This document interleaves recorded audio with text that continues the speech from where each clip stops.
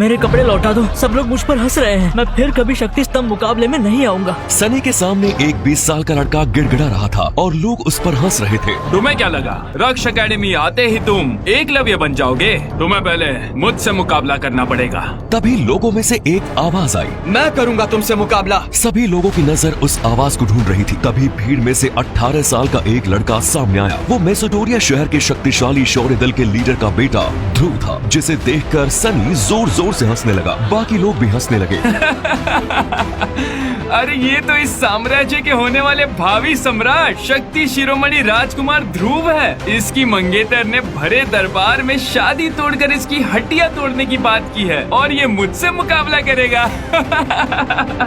कुछ महीनों पहले ही उसकी मंगेतर लारा जयान ने उसके ही महल में आकर सबके सामने उसकी बेइज्जती की थी। मैं तुमसे शादी नहीं कर सकती। मैं हम दोनों के रिश्ते को हमेशा हमेशा के लिए खत्म करने आई हूँ। लारा के मुंह से इस बात को सुनकर ध्रुव, उसके पिता अरेंद्र और वहाँ पर मौजूद सभी लोगों के पैरों तले जमीन खिसक गई। हर कोई लारा की इस बात को सुनकर सकते में आ गया था। अगले ही पल अरेंद्र ने तेज आवाज में अपनी नाराजगी जाहिर करते हुए कहा, लारा, ये जानते हुए भी कि ये रिश्ता तुम्हारे और हमारे परिवार के बुजुर्ग लोगों ने तय किया है, तुम इस रिश्ते को तोड़ने की बात कैसे कर सकती हो? रिश्ते बराबरी वालों के साथ किए जाते हैं। मैं अपने दल की होने वाली लीडर हूँ और एक लीडर होने के नाते ये बहुत जरूरी है कि मेरा होने वाला पति कोई लीडर ही हो, ना कि कोई लूजर। क्या कहा? लूजर? मैं लूजर नहीं हूँ, ये बात तुम भी जानती हो और ये पूरा मैसेडोरिया शहर भी। मत भूलो कि कभी शहर का सबसे शक्तिशाली योद्धा था मैं। कब तक अपने अतीत में ही उलझे रहोगे ध्रुव? उससे बाहर निकलकर सच्चाई का सामना करो और सच्चाई यही है कि तुम अब एक लूजर हो, एक लूजर। मैं लूजर हूँ? तो फिर ठीक है लारा, ये रिश्ता जरूर टूटेगा, लेकिन तब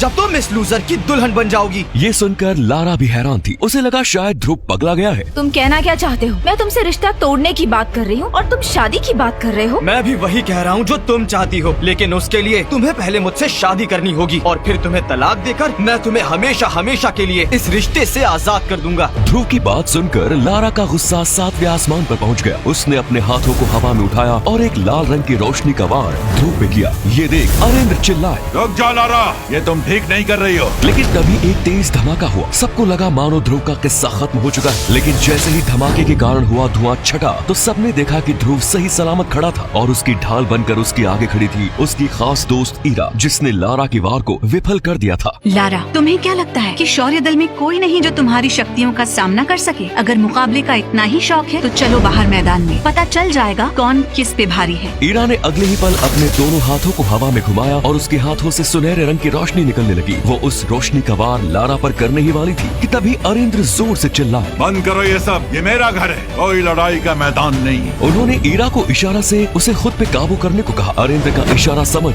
ईरा ने अपना वार रोक लिया और ध्रुव को लेकर एक किनारे पर जाकर खड़ी हो गई। लारा तो जैसे इस मौके की तलाश में ही थी। वो ध्रुव की ओर देखते हुए बोली, कब तक लड़कियों के पीछे छुप कर रहोगे ध्रुव? देख लिया तुमने, यही है तुम्हारी असलियत और यही कारण है कि मैं तुमसे शादी नहीं करना चाहती। अरे जो इंसान खुद की रक्षा नहीं कर सकता वो आने वाले समय में मेरी और मेरे दल के लोगों की रक्षा कैसे करेगा? उसकी बात सुनकर ध्रुव अपने दांत पीसने लगता है। उसका मन तो किया कि लारा के दांत तोड़ दे, लेकिन तभी ईरा ने उसके हाथ पे हाथ रखकर उसे शांत रहने का इशारा किया। लेकिन लारा कहाँ चुप रहने वाली थी। वो बोली, आज तो तुम्हें ईरा ने बचा लिया, लेकिन इसका ये मतलब नहीं है कि मेरा मन बदल चुका है। मैं तुमसे शादी नहीं करूंगी तो नहीं करूंगी, और अगर तुम्हें मुझसे शादी करनी है तो उससे पहले तुम्हें मुझे मैसेडोरिया शहर के सामने युद्ध में हराना होगा। अगर मैं जीती तो ये शादी नहीं होगी और यदि तुम जीते तो वही होगा जो तुम चाहोगे। बोलो, मंजूर है मेरी ये चुनौती? वहाँ मौजूद हर शख्स लारा की चुनौती को सुनकर हैरान रह गया। लोग आपस में फुसफुसाने लगे कि ध्रुव कभी इस चुनौती को स्वीकार नहीं करेगा। आज तो ध्रुव के कारण शौर्य दल के माथे पे एक और दाग लग जाएगा। लोगों की फुसफुसाहट को सुन जहाँ अरेंद्र और ईरा के चेहरे पे निराशा छा चुकी थी, वहीं लारा की आंखों में गर्व झलक रहा था। तभी अपनी चुप्पी तोड़ते हुए ध्रुव बोला, मुझे तुम्हारी चुनौती मंजूर है लारा। अब तुम्हारे इस घमंड को मैं पूरे मैसेडोरिया शहर के सामने मिट्टी में मिला दूंगा। शर्म की बात है कि हमारा रिश्ता अब एक मुकाबला तय करेगा, पर मुझे ये भी मंजूर है। ये सुनकर लारा वहाँ से चली गई। लेकिन इस बात ने अरेंद्र की चिंता बढ़ा दी थी, क्योंकि वो जानते थे कि लारा शक्तियों में ध्रुव से काफी ज्यादा ताकतवर है। ऐसे में उसकी चुनौती स्वीकार कर ध्रुव ने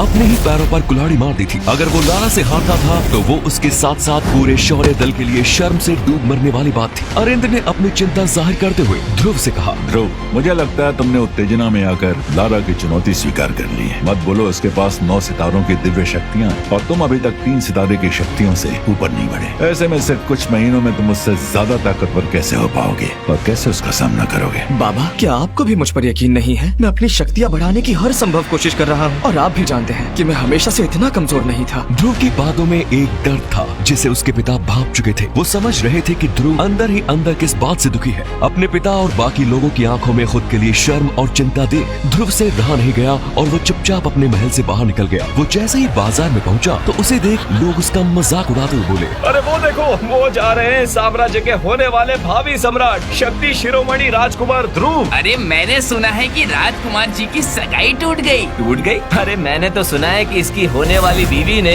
इसकी हड्डियां तोड़ने की बात की है। शादी तो उसके बाद टूटेगी। और इसी के साथ वहाँ लोगों की हंसी के ठहाके लगने लगे। लोगों की हंसी और तानों को सुन ध्रुव का मन अधीर हो उठा। वो शहर से बहुत दूर जंगल में बनी अपनी माँ की समाधि के पास पहुँचा और उसे लिपट कर रोने लगता है। देखा माँ आपने, ये दुनिया मुझे नकारा समझती है। आज मैं बहुत अकेला हो चुका हूँ माँ। अब मैं यहाँ नहीं रह सकता। मुझे अपने पास बुला लो माँ, मुझे अपने पास बुला लो। और तभी एक रहस्यमयी आवाज गूंजी। रोना किसी समस्या का हल नहीं है ध्रुव, और तुम्हारी किस्मत में जीतना लिखा है, हारना नहीं। जैसे ही ध्रुव ने उस आवाज को सुना वो एक पल के लिए स्तब्ध हो गया। उसके आंसू रुक गए और वो डरते हुए बोला, कौन है यहाँ? माँ, क्या ये आप हो? तभी एक बार फिर वो रहस्यमयी आवाज गूंजी। ध्रुव, मेरी बात ध्यान से सुनो। तुम नाकारा नहीं हो और बहुत जल्द ये बात तुम्हारे साथ साथ पूरे मैसेडोरिया शहर को पता चल जाएगी। माँ, आप मेरे सामने क्यों नहीं आ रही हो? मुझे आपको देखना है माँ। मुझे आपको गले लगाकर रोना है। बहुत कुछ है जो आपको बताना है माँ। अभी उन सब बातों का समय नहीं है ध्रुव। अभी जरूरी ये है कि तुम अपनी शक्तियों को बढ़ाओ। समय आने पर हम दोनों जरूर मिलेंगे। पर मेरी शक्तियाँ कैसे बढ़ेंगी माँ? उस अंगूठी से जो मैंने तुम्हें दी थी। अपनी माँ के उन शब्दों को सुनकर ध्रुव ने अपने हाथों की ओर देखा। उसके बाएं हाथ की अनामिका उंगली में उसने एक काले पत्थर की अंगूठी पहनी हुई थी। ये अंगूठी उसे उसकी